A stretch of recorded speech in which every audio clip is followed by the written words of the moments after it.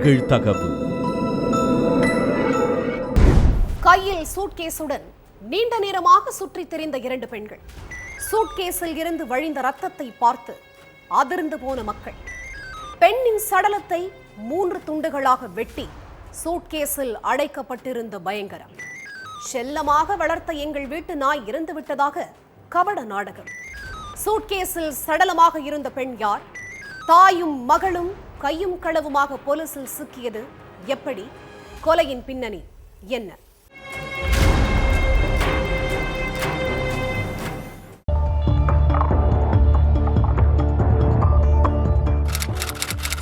காலையில் 8 மணி இருக்கும். கொல்கத்தா குமார்துளியில் உள்ள தெருவில் 2 லேடிஸ் ரொம்ப நேரமாக அங்கே இங்கேன்னு நடந்துட்டு இருந்திருக்காங்க. அப்போ அங்கே வந்த ஆட்டோ டிரைவர் ஒருத்தர் அந்த பெண்கள் கிட்ட பேச்சு கொடுத்துருக்காரு. என்ன மேடம், ரொம்ப நேரமாக நின்றுட்டு இருக்கீங்க, எங்கே போகணும்? ஆட்டோ வேணுமான்னு கேட்டிருக்காரு. எங்கள் ரிலேட்டிவ் வரணும், அவங்களுக்காக தான் வெயிட் பண்ணிட்டு இருக்கோன்னு ஆட்டோலாம் வேண்டான்னு பதில் சொல்லியிருக்காங்க அந்த லேடிஸ். டிரைவரும் அங்கேருந்து கிளம்பி போயிட்டாரு. மதியானம் 2 மணி ஆகிருச்சு. பெண்கள் அந்த தெருவில் இருந்து நகரவே இல்லை. தெருவில் உள்ளவங்களும் 2 பெண்கள் ரொம்ப நேரமாக சுற்றிட்டு இருந்ததை கவனிச்சிருக்காங்க. வழி தெரியாமல் முழிச்சிட்டு இருக்காங்களா இல்லை என்ன காரணம்னு தெரியலையேன்னு சொல்லி தெருவில் இருந்த சிலர் அவங்க கிட்ட போய் விசாரிச்சிருக்காங்க. நீங்க எந்த ஊரு, காலையில இருந்து இங்கேயே ஏன் சுத்திட்டு இருக்கீங்கன்னு கேட்டிருக்காங்க. அவங்க கேட்கிற கேள்விக்கு 2 பேரும் சம்பந்தமே இல்லாம பதில் சொல்லியிருக்காங்க. கையில ப்ளூ கலர் சூட்கேஸோட திருன்னு முழிச்சிட்டு இருந்தவங்களை பார்த்த ஒருத்தருக்கு மட்டும் அவங்க மேல சந்தேகம் வந்திருக்கு.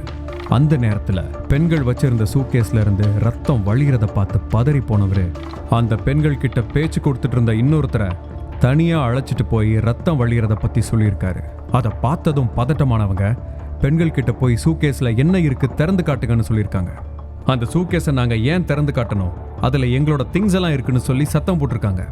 திங்ஸ் இருக்குன்னு சொல்றீங்க, சூட்கேஸ்ல இருந்து ரத்தம் சொட்டுற மாதிரி இருக்கு, அது என்னன்னு கேட்டிருக்காங்க.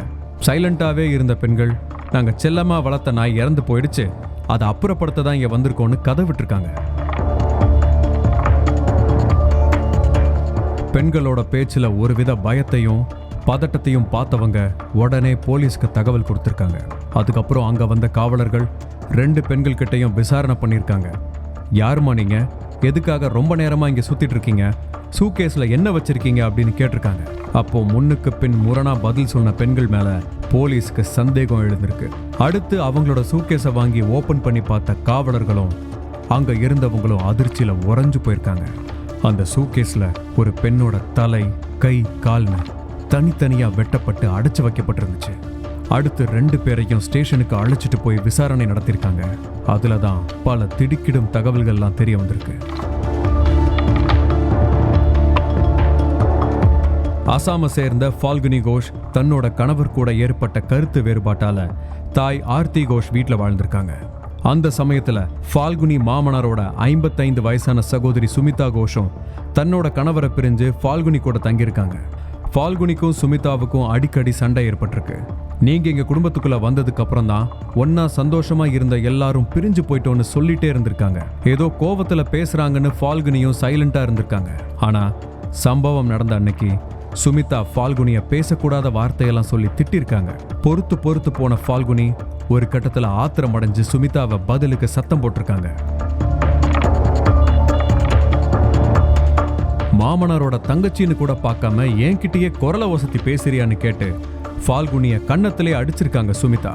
அதனால ஆத்திரத்தோட உச்சிக்கு போனவங்க சுமிதாவை பிடிச்சு செவுத்திலேயே தள்ளி விட்டுருக்காங்க. அதுல தலையில அடிபட்டு நில குலைஞ்சு போன சுமிதாவை அதோட விடாம அவங்களோட முகத்துல செங்கலை வச்சு தேய்ச்சிருக்காங்க. அதுக்கப்புறம் அதே செங்கலால சுமிதாவோட கழுத்துல வச்சு அமுக்கிருக்காங்க. இதனால துடிச்சு போனவங்க அந்த இடத்துல இறந்து போயிட்டாங்க. ஆத்திரத்துல கொலை பண்ணிட்டோமேனு உணர்ந்த ஃபால்குனி போலீஸ் கிட்ட சிக்காம இருக்கிறதுக்காக பிளான் போட்டிருக்காங்க. அதுக்காக தன்னோட அம்மா ஆர்த்தியையும் கூட்டு சேர்த்துக்கிட்டு ஃபால்குனி சுமிதாவோட சடலத்தை பாத்ரூம்க்கு இழுத்துட்டு போய் துண்டு துண்டா கட் பண்ணியிருக்காங்க.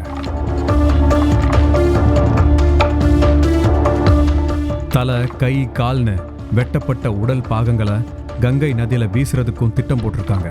ஒரு பெரிய சூட்கேஸ்ல சுமிதாவோட உடல் பாகங்களை அடைச்சு வச்சவங்க அதை கங்கை நதியில வீசுறதுக்காக எடுத்துட்டு போனப்பதான் கையும் களவுமா தாயும் மகளும் போலீஸ்ல சிக்கியிருக்காங்க. சுமிதாவோட உடலை மீட்ட காவலர்கள் போஸ்ட்மார்ட்டத்துக்காக ஹாஸ்பிட்டலுக்கு அனுப்பி வச்சிருக்காங்க. அடுத்து கொலையாளி ஃபால்குனியையும் உடந்தையா இருந்த ஆர்த்தி கோஷையும் கைது செஞ்ச போலீஸ் 2 பேர்கிட்டையும் தொடர் விசாரணையில் ஈடுபட்டு இருக்காங்க.